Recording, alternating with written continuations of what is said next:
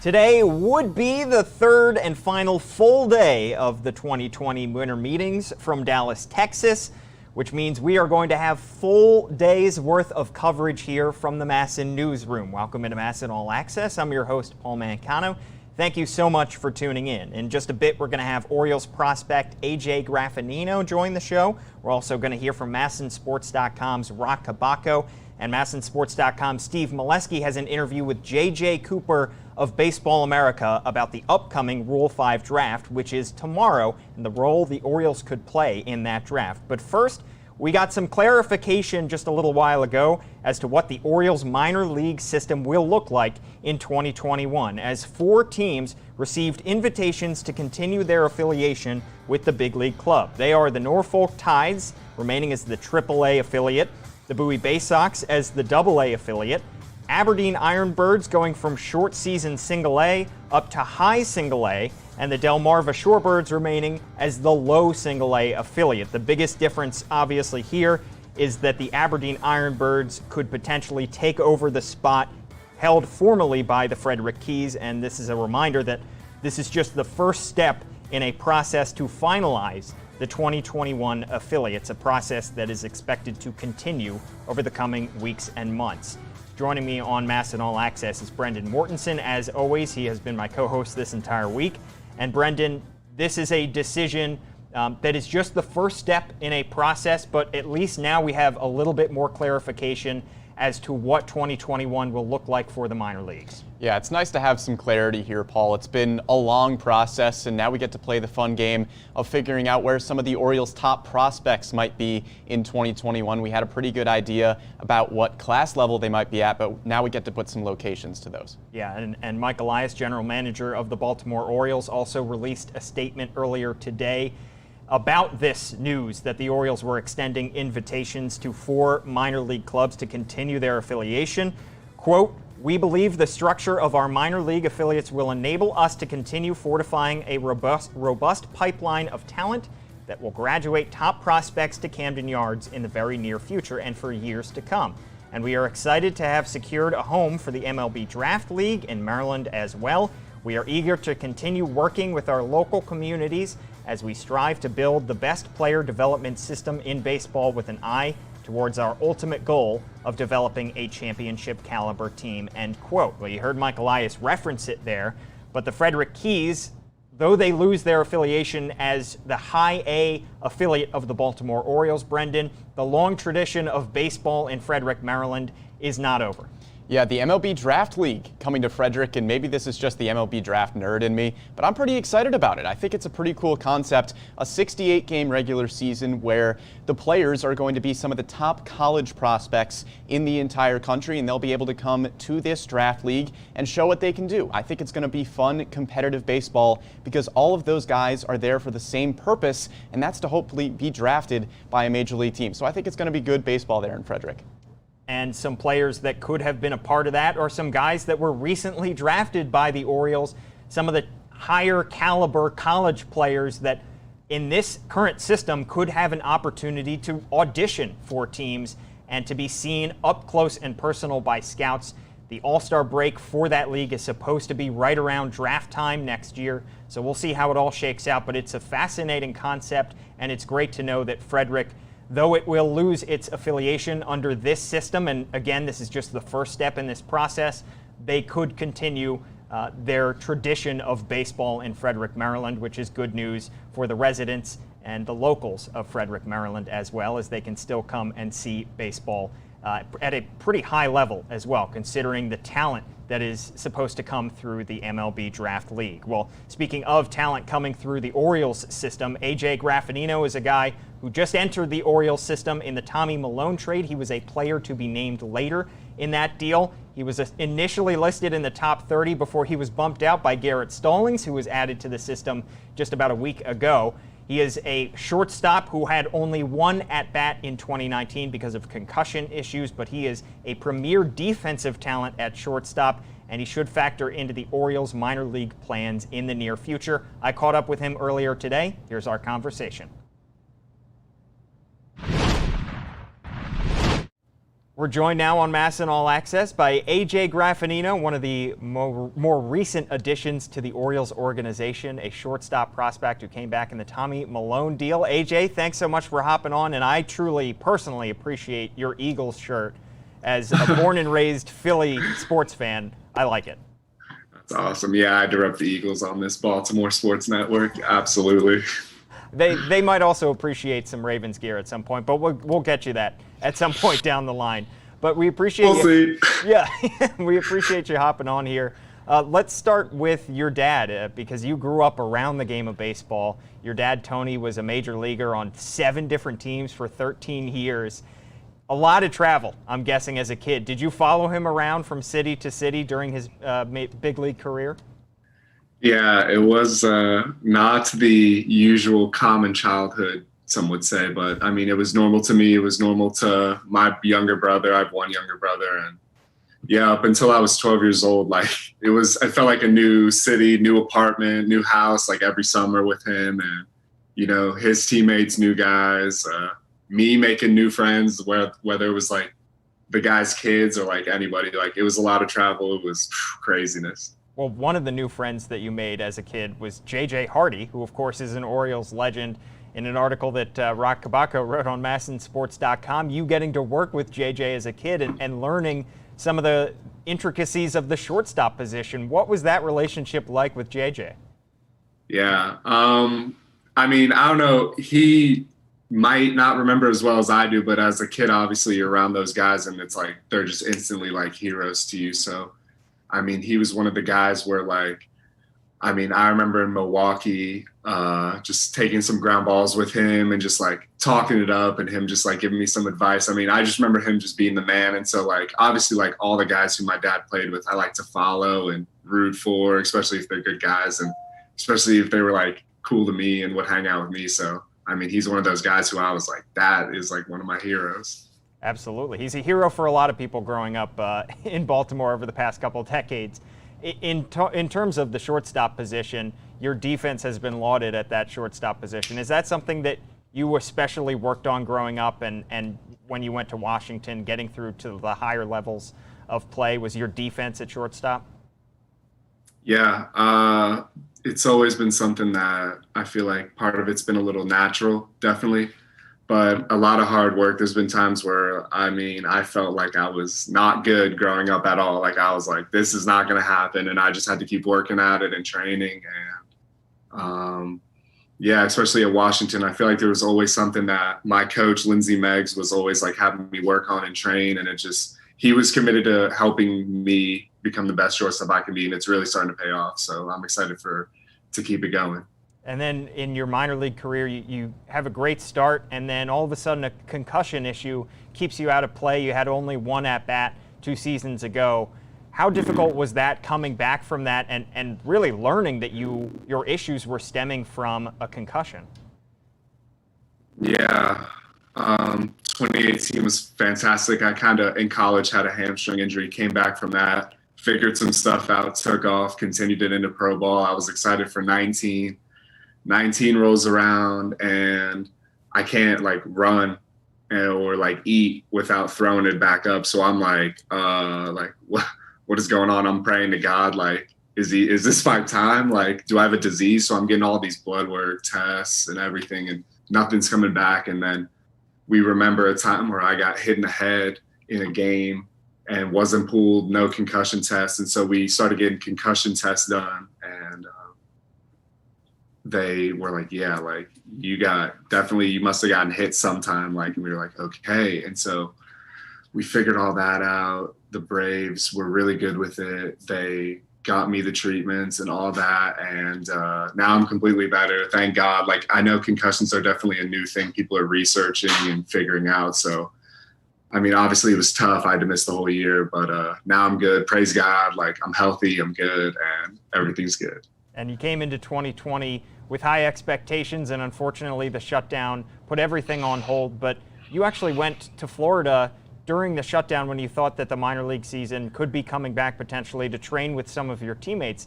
How important was that to get that work in when baseball and pretty much the world was still shut down? Yeah.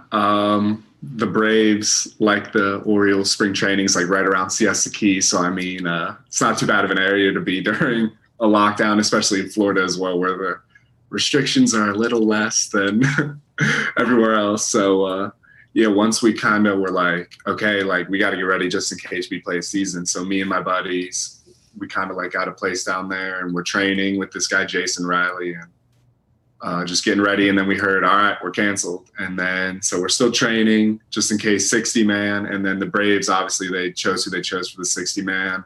I wasn't a part of it. My roommate wasn't a part of it.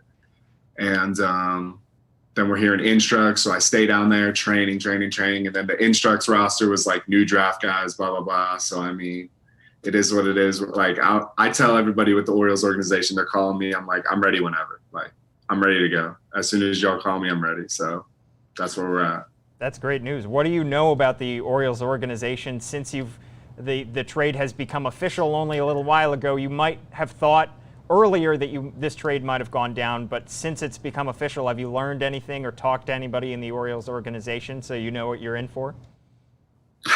Yeah. Yeah, a bunch of guys have reached out to me. They seem amazing. They're telling me about the organization. I don't really know much about it other than I think it's rebuilding time right now, definitely. But that's good. It's good for me. Like, I'm ready to bring what I bring to the table, which is a lot of good. So, yeah, I kind of found out about the trade like August when it kind of went down. One of these guys told me. So I've known for a while, but I kind of wasn't sure because I was a player to be named later and all that because I wasn't on the 60. So, I mean, I'm excited. I'm ready to go. Yeah, and you'll always have that player to be named later attached to your name, and that David Ortiz was a player to be named later at one point in his career. Ooh, so okay. Yeah. Okay. So what do you have planned for the final couple months, really, of this offseason before spring training in February? Feels like the offseason is going by pretty quickly, but how have you been keeping yourself busy, and what do you have planned before we get to February? Yeah. Well, first and foremost, they don't announce the big league spring training camp invites till like mid-January or whatever. So I'm waiting on that. I'm up right now. I'm kind of back and forth from Florida, Delaware, where my family's at, and Florida, kind of like training. I got a special lady up here in Seattle that I'm seeing. So I'm up here right now training. But yeah, just like training, obviously working out, getting stronger, getting faster, like doing live hitting and just ground ball work throwing, all just like getting ready whenever they call me, like I'm ready to go. So just training up here, taking some school classes, trying to finish up, and yeah, spending some time with family and loved ones while I can. So you're taking some classes still at the University of Washington, I'm guessing? Yes, University of Washington, trying to get my degree. What's your degree in? It is in sociology. Nice. Well, congratulations. Hopefully you get that degree soon and are able to finish up classes. Everybody's taking classes online, I feel like, at this point now. So it's a good time to be doing that. Yeah, there ain't really much else to do. Good point. Yeah. But that sounds like a good plan to spend your off season. And we really appreciate your time. Hopefully we'll see you in a few months and catch up in person, maybe down in Sarasota, Florida. AJ Grafinino, Orioles shortstop prospect. Thanks so much for hopping on. Thank you, man. Take it easy. Here are the 2018 statistics for AJ Grafinino, who, remember, missed all but one at-bat of the 2019 season because of the concussion issues that he was dealing with. So in that 2018 season, some pretty strong statistics. .318 average, just 43 games, of course, but one home run, 17 RBIs, and a .727 OPS for the now 23-year-old AJ Grafinino. And Brendan, this is an Orioles system that, go back a couple years, did not have a whole lot of infield talent within the minor leagues. All of a sudden, they've collected themselves a nice group of shortstop prospects. Yeah, I'll call Grafinino like the number 31 prospect. He was recently bumped out of the Orioles' top 30 on MLB Pipeline with the recent acquisition of Garrett Stallings. I'll say this about Grafinino. He's a little bit far away from the major league level. He's 23 years old. He's been held back by those injuries a little bit, but he plays a premium position. He's a switch hitter at shortstop and plays pretty solid defense. I'll say the same thing about shortstops as I said about pitchers. If you play a premium position at the minor league level, you're just simply more valuable. And the Orioles didn't didn't have a ton of shortstops going in. Now they have about 6 top 30, 31 prospects in their system right now, highlighted, of course, by Gunnar Henderson and Jordan Westberg. So I think Grafinino has a chance to make an impact at the major league level if he's able to keep up that good defense, especially. And Mike Elias certainly believes in that philosophy that you just said, drafting pitchers and drafting middle infielders. They have a history of it in just the 2 years that Mike Elias has been at the helm. Why do you think it makes sense to go and get as many shortstops as possible when you could be targeting maybe third baseman or corner infielders, but the middle infielders, it seems to be their targets? Well, it's a tough position to play at shortstop, and usually if you don't pan out at that position at the minor league level, you can bump over to either second base or third base. Let's say you're a little bit too slow to play the shortstop position. You can bump over to third base. Some people think that Jordan Westberg might be on that track towards the major league level. If you don't have quite the arm strength to get to a ball in the hole at shortstop, bump over to second base. Your fielding can be just as good there. Shortstop is definitely the hardest position to play out of those three, and a lot of times if you start at shortstop, you can bump to one of the other two. Yeah, as Hall of Famer manager Earl Weaver once said, draft all shortstops and then figure it out. That's what Mike Elias has tended to do, in addition to acquiring them via trade. So it'll be exciting to see where these guys go in 2021 and beyond, because we know that at the major league level there is not a whole lot of depth at that middle infield spot, but those guys are coming, and they are coming soon. I spoke to Roch Kubatko of MASNsports.com earlier today about maybe some moves that the Orioles could make in trades as they go through this winter. We've already seen Mike Elias be fairly active in that market. Of course, the Jose Iglesias trade being the biggest one so far. But are there guys in their system and on their major league roster right now that could be trade bait? Talked to Roch about that earlier. Well, I'm disappointed he's not wearing a cowboy hat for what should have been the winter meetings in Dallas, but I'm happy that we have him. Roch Kubatko of MASNsports.com joining us. Roch, how much are you missing winter meetings right now in Dallas? It's giddy up. Am I supposed to say what everybody else is saying, how awful it is to not actually be there? Because there are a lot of things I don't miss about it. And you know me, the yearly complaining, you've heard it. It's the most stressful, exhausting time of the year, and then you walk away from it saying, well, we got 2 Rule 5 picks. What was I stressing about? But I don't know why. But you know how it is. You know, I'm constantly working the lobby, worrying about getting crushed on stories.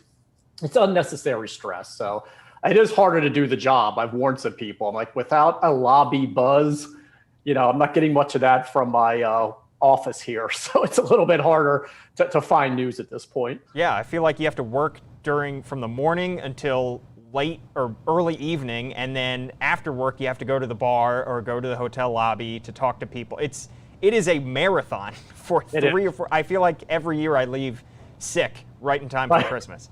And you never know when it's safe to go back to the room and go to bed. Like, is midnight too early? Because other writers are still, you know, looking for stories and sources, or they just make an excuse to drink late. And the older I get, the more I want to be in bed by 10. So there are challenges for me. Absolutely. Well, let's talk about some of the moves that the Orioles have made, some of the moves they could make, because yesterday we had Steve Molesky on, talked a lot about some free agents. I want to talk about some trades. You wrote on MASNsports.com about some potential trades that the Orioles could make, some guys in the roster that they could be willing to ship to other teams. Start with the most likely trade candidate, I guess you could say, is Alex Cobb, just considering he has 1 year left on his deal. There are going to be starting pitchers in this minor league system who are ready to make their debuts in 2021. Do you think Alex Cobb makes sense as a trade piece for the O's?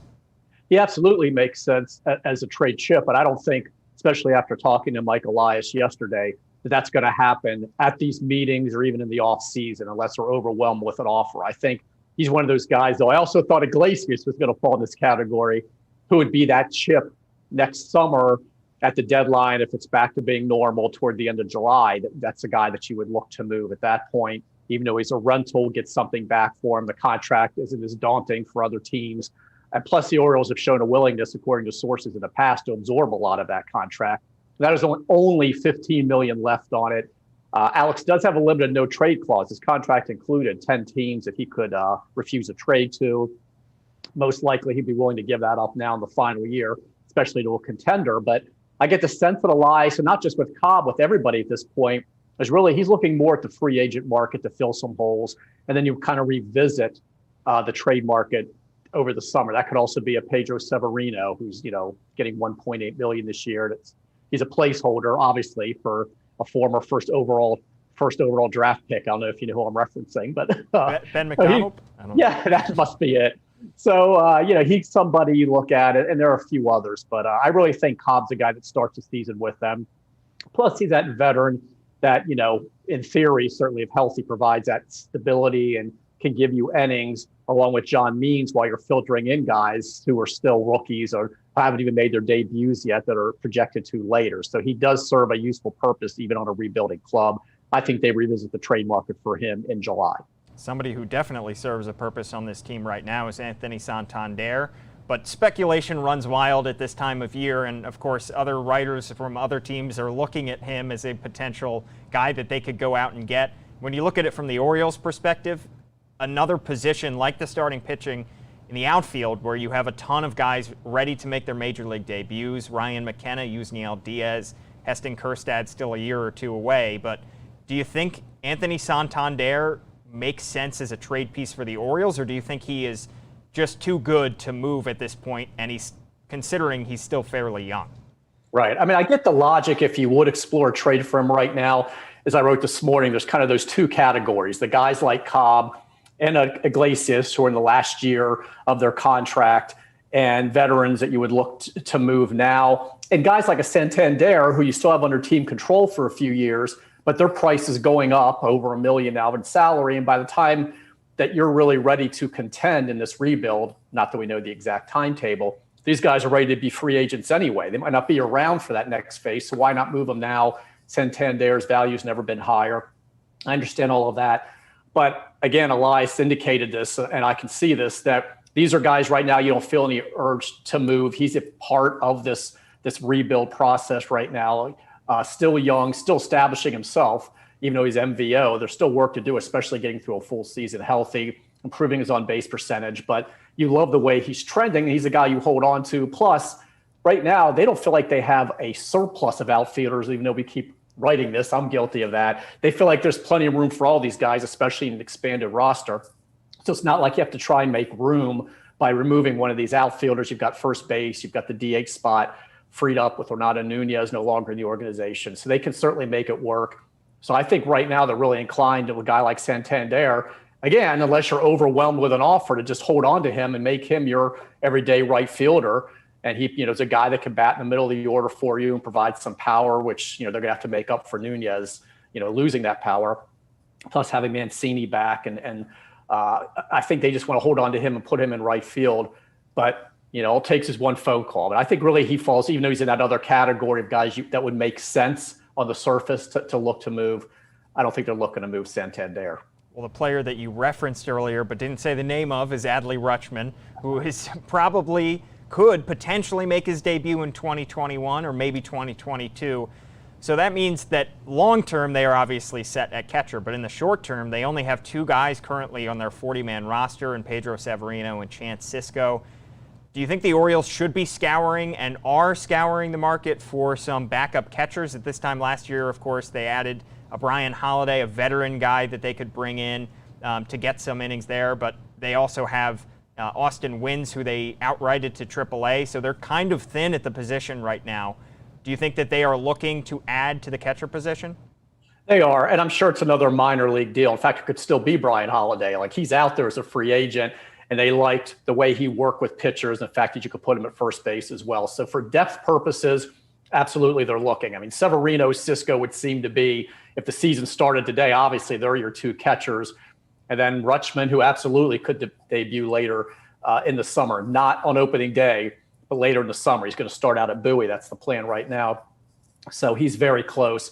And then you could go ahead and make room for him. But I think they'll go ahead and try and get somebody else on a minor league deal to at least compete in camp. And then if we have a normal minor league season, be one of your AAA catchers. Taylor Davis was re-signed to a minor league deal, but we never saw him this season. We never saw Austin Wynns, but he's still in the organization because this is his first outright, so he couldn't refuse it. So yes, they'll go ahead and bring in another minor league guy who will be in camp as an invite and provide some depth. Gotcha. Well, hopefully next time that we have this chat at winter meetings, we're in front of a giant Christmas tree or we are on set somewhere outside the media workroom instead of doing it over Zoom. But in the meantime, Rock, thanks so much for hopping on MASN All Access. Thanks. In the meantime, I'm going to pace my house and just look down at my phone a lot just to simulate it. So thank you. Sounds good. Tomorrow is the Rule 5 draft for Major League Baseball. And if you know the Orioles, you know it's a big day for the organization. They have taken at least one player in the Major League portion of the Rule 5 draft for 14 straight years. Right now, they have 2 open spots on their 40-man roster, which means they could take 1, maybe 2 players in tomorrow's Rule 5 draft. So who might they target with the 5th overall pick in the first round of tomorrow's Rule 5 draft? Our own Steve Molesky talked with J.J. Cooper of Baseball America, who is the expert of the Rule 5 draft, about some names that he thinks make sense for the O's. If you're wanting infielders, I do think it's a pretty good class in the Rule 5 class for infielders, and a lot of different types of infielders. To me, Kyle Holder is a guy, first-round pick of the Yankees 4 years ago out of college. He's a really good glove. There's some questions about the bat, but if you said, could he do a passable job of playing Major League defense? Absolutely. Could he hit enough to where he's not just a complete zero at the plate? I think that's possible too. So he's one that stands out to me. There are a whole lot of players who fit kind of, I would say, the more traditional model of a Rule 5. There are not usually a whole lot of shortstops. The Orioles obviously did get Richie Martin a couple of years ago, but there's not usually a whole lot of true shortstops who are available in the Rule 5 draft, and especially not shortstops who can hit at all. I would say this year there are more, as there usually are, of the second baseman, third baseman who they may be a little bit challenged defensively, but they could hit. And I think there are a number of guys like that. Andy Ibanez, Omar Estevez, Dodgers infielder Omar Estevez, Andy Ibanez, Rangers third baseman, second baseman's a little bit older but has 2 years of AAA experience under his belt. Sherman Newton, who's a toolsier player, a little further away with the Mets, is another guy who kind of fits that group. There are a lot of them. I think I now have something like 15 infielders listed in our Rule 5 preview, just because there are more of those than there are outfielders who really have a chance to hit for some average and some power. Are any of those, and again, I don't expect you to have every scouting report on every player, although I hope I do in my head. Years you pretty much could. I mean, the glove first or plus glove. Anything come to mind in the infield? That's Holder to me. That's Holder. Kyle Holder was drafted when he was drafted out of college, out of San Diego, if I remember correctly. We had scouts who were putting a 7 on his glove, so plus glove. I think that might end up being a little bit rich, but I don't think there's any question. This is a major league shortstop defensively. He has experience in the upper levels of the minors. This isn't someone you're asking to make that jump from. This isn't a player who's the 20-year-old who hasn't played out of the Appy League but has the tools to do this. I think he could be a reasonably reliable defender as well. So that's one that kind of stands out that fits kind of that criteria. Pitching-wise, there's a whole lot of names on the pitching front. Always are. Are any of them separating yourself, do you think, towards the top, or is beauty in the eye of the beholder here, and one team might rank a guy 8th and another would rank him 28th? I think there is absolutely a part of this that teams have their different parameters. There's a lot of analytics that go into this now in addition to scouting. So if you say we want the best, carry in the upper zone of fastballs that are 95 plus, well, you can do a couple of sorts with all the TrackMan data they have and kind of filter that out. The theme that I will say is there are a lot of Dodgers pitchers who I could make plausible cases for why a team might pick them. And a lot of that Rays pitchers, I could say the same thing. And that's not surprising. These are 2 of the best organizations in baseball as far as player development. These are 2 of the best organizations as far as pitching development. And so they're teams that can, Brett DeGeist being an example, 33rd rounder, if I remember correctly. I'm hoping I get my numbers right on this, but 33rd rounder out of JUCO, junior Cabrillo, California Junior College a few years ago. Wasn't throwing that hard when he did. Gets to the Dodgers. They help him improve. All of a sudden he's throwing in the mid 90s. He's got some field of pitch. He's got some other, some secondaries. And that's a guy who you could make a plausible case as being a useful reliever. You could take, guys in the Rays system and say some of the same things. Paul Campbell in the Rays system. There's several other guys in the Rays system you could say that about too. Those are two organizations that stand out as some that, that teams will be sniffing around, because the reality is both of them have stacked farm systems. They have loaded 40-man rosters. And so they kind of both of them knew that they were just going to have guys they weren't going to be able to protect.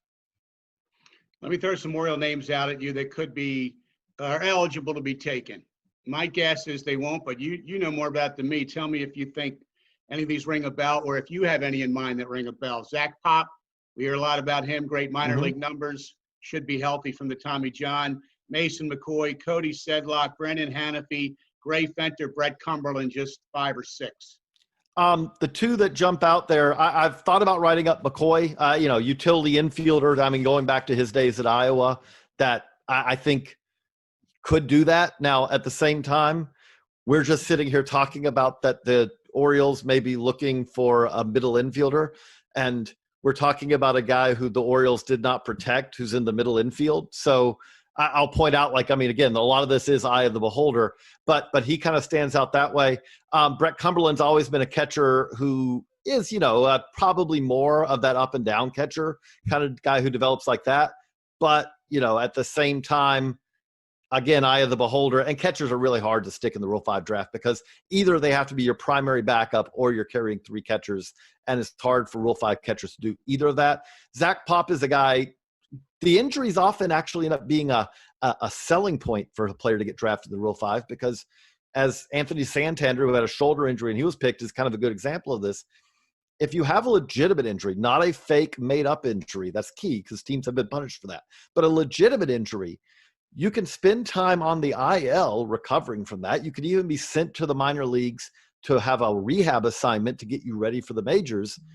And then you still are fulfilling your Rule 5 obligations. The key thing is you can't be optioned to the minors.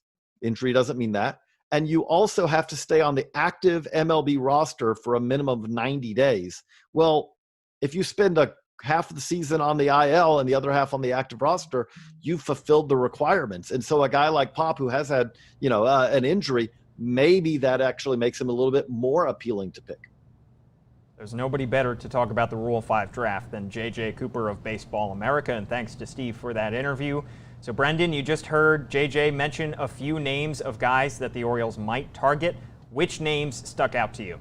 Yeah, a few guys jumped out to me. I want to highlight 3 of them. The first of which is Kyle Holder from the New York Yankees. 26 years old, played at the Double-A level back in 2019. He seems to be close to Major League ready. The important thing to note there is that he has a plus glove at shortstop. He doesn't have an amazing bat, hit just .265 at that Double-A level, but hey, the Orioles could really use a consistent fielder at shortstop right now. The next guy, Andy Ibanez from the Rangers. 27 years old, played 140 games at AAA in 2019, so he has a lot of minor league experience. He narrowly missed out on the Rangers roster in 2020. He was in a roster battle at second base, and he hit 300 at AAA. So I think this is a guy who could realistically start the 2021 season at the Rangers organization at the major league level. I think he profiles best probably at second base. And then the next infielder I want to look at, Omar Estevez. I think he's probably the most promising of these 3 guys. Just 22 years old, he has shown a ton of potential. He's the 21st ranked prospect in the Dodgers top 30, and we know the Dodgers have great player development. He's already up to the Double-A level and hit .290 in 83 games in 2019. He's played some shortstop in the minor leagues, but I think he profiles best probably as a second baseman. We know that Mike Elias and the Orioles have holes to fill in the infield, trading Jose Iglesias, non-tendering Hanser Alberto. I think there's a pretty good chance they could find a guy tomorrow in that Rule 5 draft who fills one of those gaps. And I think it's likely, like we said, that they will take somebody and maybe 2 players in that Rule 5 draft tomorrow, which is at noon Eastern Time. And we will have full coverage of that after the fact to discuss and break down who they potentially will take in that Rule 5 draft on the MASN All Access podcast, which you can catch on Spotify, SoundCloud, Apple Podcasts. Watch it on YouTube, Facebook, and Twitter. We will have live reaction and, of course, read about the Rule 5 draft picks on MASNsports.com as Rock Kabako and Steve Molesky will have you covered there. That just about does it for our show today. Thanks, of course, to Bobby Blanco behind the scenes running everything.